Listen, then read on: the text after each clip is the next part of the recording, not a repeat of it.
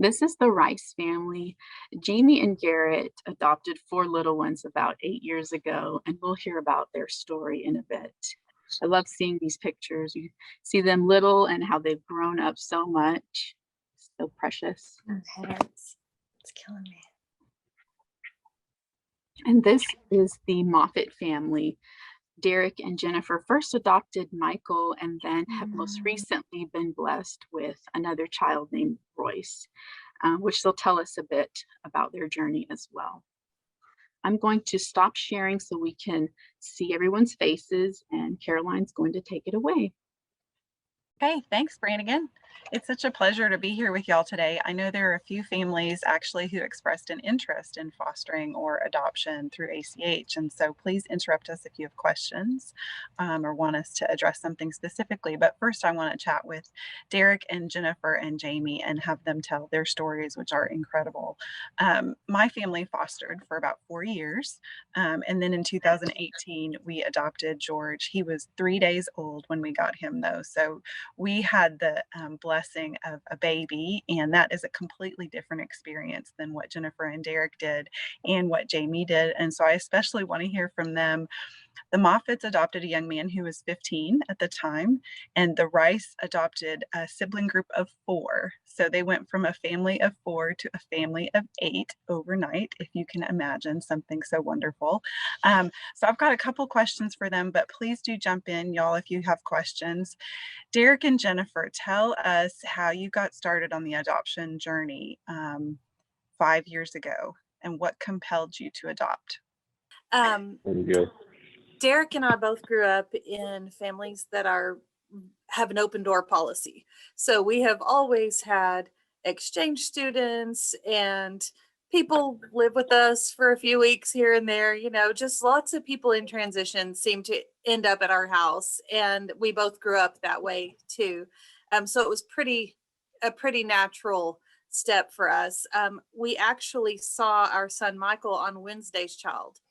And that's a news segment that one of the local news channels runs every Wednesday. And it's usually children who are unlikely to be adopted or have a hard time getting placed because they're teenagers or have medical issues or a large sibling group. And so we fell in love with a teenager. We were not looking for that. We already had 3 teenagers. And I don't know, I just saw Michael and went, I think I'm his mom. And that started us, down that path. That's awesome. Thank you. Jamie, will you share a little bit about how you guys came to foster and adopt? Yeah, adoption was always on my heart. I always just felt like that was part of our family story. And my husband did not feel the same way for a very long time. And one day I showed him a picture of some kids that were on the TEAR website, and they looked like us. And I think that that's what really made the connection for him. Like, there's all these kids out here who need a family, and they need a strong family and a healthy family. So that really started us on our journey. And we actually chose ACH. We were blessed to choose ACH because they were the next available class to go through like your foster or adopt training. And we joke all the time. My husband's very like black or white. He's like hot or cold, right? And like once he was hot on this, it was like, we're going tomorrow. Like, we're going to do this right away. So ACH was it. He called every single agency in the area and headed down the path, and we did our training. And literally 9 months after making the decision to expand our family in this way, we brought home our sibling group of 4. And you had 2 kiddos of your own at the time, right? We did. Well, first of all, this was in the sale room. Can you tell me how much it is? Kim, can you mute yourself? Thank you. Jamie, you had 2 babies at home, and then you brought home 4 more. Yes, our biological sons at the time were 5, right, turning 6, and then 10. Actually 9 turning 10. And then the kids who we adopted at the time were 5, 7, 8, and 9. Oh my goodness. And how did your biological kids respond? What was when you first told them you wanted to adopt, what was their response? It was actually something that we'd been talking about for a while with our oldest son, because he had a good friend who'd been adopted from foster care. And he actually was advocating for kids in the system before he even could understand what that meant. So he was very open and welcoming to the idea. He was excited about it.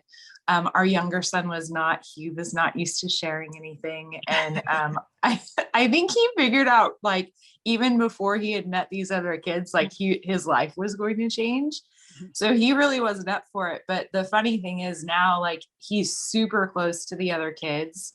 And our older son really ended up benefiting from it as well. He learned how to kind of hold his own and stand up for himself through the whole process. Even though he was an advocate for it, he still had a little bit of a rough patch adjusting. Well, that's a big adjustment. You went from 4 to 8, so that's huge. Well, Jamie touched on this just a little bit. Derek, I wonder if you or Jennifer had some thoughts to share about how ACH supported you through the adoption process. We had used ACH twice, once the first time with Michael. And so, I would say probably the overarching experience was ACH did everything they could to help us get licensed and accomplish our goals. The first time with Michael, we called. We had a relationship with Wayne Carson, who's at the CEO of ACH. He and I go to Rotary together. So I called him and asked for help. And by the end of that day, he had a caseworker call us. We had figured out Michael was at an RTC in Tyler, and his CPS worker, because it was CPS at that time, was on paternity leave. And so they said, you've got about 8 weeks. We think we've got a class starting. If you do the work, we can get you licensed before he comes back. And so it was kind of full court press for the next 4 or 5 Saturdays. We went all day long to all the courses and everything to make that work. And then the second time around, Jennifer, you want to share kind of about our second experience with them? And before, well, I was Jennifer, just going to say, not to you... one up Jamie, but we went from seeing our kid on Wednesday's Child to having him in our house in 3.5 months. Yeah. And I think whenever someone says, I'll take a teenager, they're like, we better get them before they change their mind. So we it was so precious to our son is the same race as us. And we had to go through all of these racial sensitivity classes. And I was thinking, I don't understand why I need to know how to do hair that's different than mine. He looks just like us. I don't understand why I need all this. And yet we didn't know down the road we would end up later adopting another boy who is a different race than us. And we've chuckled about that both of them grew up in a different neighborhood than we live, and neither of them really identified themselves as white anyway. And so we didn't even know that ACH was training us for things we didn't think we needed, and we did. And we've gotten a lot of laughs out of that neither of our whitish looking kids are white at all on the inside, and so that's been really helpful, and we didn't know it would be. But beyond that, we've just one thing that happened to us at the meetings that we didn't expect was meeting people that live in our community who were also going through foster care training. And so we've got a few friends that go to our church or that go to our kids' schools that we met at ACH, and we run into them at football games, and we ask, how are the kids? How are things going? Do we need to keep your baby? Are you all right? Are you having a rough day? And that's been a neat benefit we were not expecting.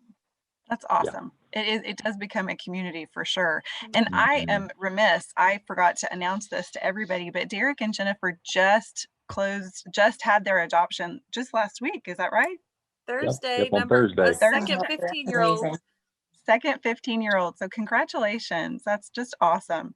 So now not for once, those who are twice. Keeping count, we have 5 adolescent age children.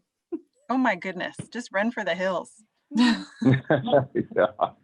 That's awesome. Well, Jennifer and Jamie, you guys shared some of your funny stories, or Jamie particularly with me yesterday. Do you have a story or a lesson learned, Jamie, from this whole experience? It's funny, you just gave me the best segue. Oh, But so talking about community and you don't realize until you get into it, but the foster and adoption community is vast and it's so supportive. It's unbelievable. Like you have no idea. I mean, people make sure that you have clothes for your kids, food for your kids, childcare, everything. People will come together and get for you whatever you need. But one funny story I have, and I'll infuse my husband here since he's on shift as a fire chief today. But he once ran a call when he was captain, and this woman was locked out of her house, and she was freaking out because it was her foster son who had locked her out of her house. I think he was about 3 at the time. And she's in the front yard telling my husband, oh my gosh, I'm going to get in trouble. I'm so worried. You know, what if he gets hurt inside and I'm not there to help him? And she's going on. And he goes, did you say your foster son? So then the whole fire scene trying to break into her house turned into this whole foster adoption conversation. I've become like really good friends with that woman. We've gone on retreats together. Like That's awesome. it's just so funny how like one little change in your life, you know, opening your life to a child or children, like really you step into this amazing community of people that you would never have known before. Yeah. Well, I'll That's tell you a awesome, funny Jessica. thing that happened to us. You know, when you first foster, you're new at it. And we've heard this over and over again, especially our friends. You know, Derek and I are a little bit older. We're in our 40s. And so it's a long time since we had babies. And so during the transition between 15-year-olds, we decided we would do some respite care with littles. And about the same time, one of my best friends, also in her 40s, decided she would start to respite babies. And so we got some little kids about 2 and 4 years old, and it was our first little ones. We had respited the son that we've now adopted a couple of times, but this was our first time to get little ones. And so I'm like, we're going to be the coolest weekend parents ever. You know, let's go to the park. It's going to be so fun. And I got there and let this little darling 2-year-old girl just splash all around in the river. I'm like, oh, just get as messy as you want to. And then I remembered I didn't bring a diaper bag. I didn't bring a diaper. I didn't bring any wipes. I did not bring her any extra socks and shoes. And there she was wading in the river. And oh yeah, we were going to the grocery store after this. And now she's all wet and muddy and has no diapers. And I thought, I'm not a newbie. I've parented 3 kids before. And so while I'm thinking all this and I'm like, what have I done? I'm hearing this little kid yelling, Daddy, Daddy, watch me. Daddy, Daddy, look at me. Daddy, look at this. And I'm thinking, will somebody answer that kid? And I finally realized it's ours. It's the brother to the little girl I'm standing here worrying about. And that kid's just begging for somebody to pay attention. And we were so out of our depth. And the kids did survive the weekend. We got in our groove and remembered how to parent little kids, but that first trip to the park did not go so well. That's so fun. It does take you back though, for sure. I'm laughing, Jamie. I was thinking about that mom and the fire chief, and she was so worried. We had in one of our foster situations, we had a little girl and she had a headache. And my husband said, well, can't we just give her some Tylenol? And I said, no, there is so much paperwork. Anytime you give them anything, let's see if taking a nap works or giving her a snack. There's like mountains of paperwork. Water, to do. lots of water. Exactly. Well, do we have any questions? I know there were a couple of folks that joined us because they're interested in fostering with ACH and adoption. Okay, good. We've got a question. What post-adoption support is offered through ACH? So Jamie, Derek, Jennifer, have you guys had any post-adoption support from ACH? We have had some. It's actually, it's been really intermittent just based on our needs. Initially, we were going to classes. I think we were still going to classes about once a month after we'd had the placement of our kids, which was really helpful because while you go through the classes for licensing, you don't have the real life experience happening. So it's hard to apply what you're learning. So those added classes following placement were really helpful to us. And then we've actually maintained contact with I don't even know what you call her, like our person, right? Your FAS? our person. And I mean, I emailed her a question a year ago, 7 years after having our kids, and she got right back to me and let me know some resources that were available to me. So even though we're not actively engaged with ACH, I still feel very much as though that line of communication is open at all times. The neat thing is because of ACH's organization being so broad with all the different offerings, like even if ACH doesn't offer something that you need, they have the resources to get you to where you need to go. So that's my perspective. Awesome. Well, and for those who may not understand exactly how the process works, a child has to be placed with you for at least 6 months before you can adopt them officially. So during that 6 months, they're still really a ward of the state, you know, and so the same people that place the child with you are really overseeing the process for 6 months. So they're still in the home all the time. They're still offering support all the time. So you're not just, it's not like getting a baby from the hospital where you just handed the baby and wished luck. You know, you have at least 6 months of somebody consistently in your life. And then after that, right now, CK Services contracts the post-adoptive support. And so that's who we would go to for post-adopt.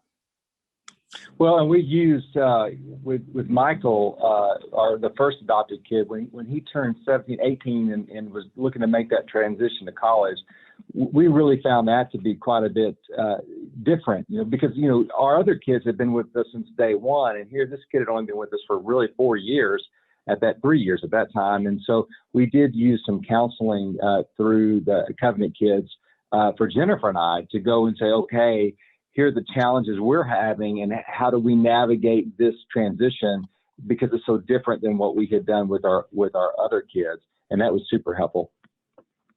Great. Good. Well, thank you, guys. We did get one other question about single folks who want to foster and offer respite care. And I can answer that question. Yes, we do license single moms or dads who are interested in fostering. And I'm going to connect you and shoot you a resource, Brenda, so that you have what you need to pursue that. But we had a large number of single people when Mark and I were taking classes. And, you know, if the heart is there and the willingness is there, then the rest will follow. I will say the training is super important, and we had a lot of it. So, and that's very helpful. And I agree with Jamie. You don't think about all the applicable lessons until later. I can remember we were licensed for 4 and under, and we went to a SAMA class and they were doing these, you know, holds and teaching you how to do all this stuff. And my husband, who is 6'6" and close to 300-pound football player, was like, 4, right, Caroline? Like, I think I can handle this. Do I really need all this stuff? And I said, yeah, but you got to do it right. We got to do the right way. And but the classes are great and you do feel very prepared. So any other questions that anybody has?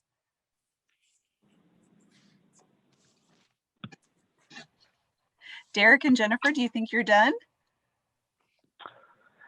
Jennifer, I'll let you answer that question. We said we were done after we birthed our 3rd child. We said we were done after we adopted Michael. We say we're done after adopting Royce. However, really the reason that we went back to licensing this time was one of my students was in foster care and eligible for adoption, and I really hoped to adopt him, and that just didn't happen. And so I have held out the caveat, if he ever comes back around, I would adopt him without question. Yep.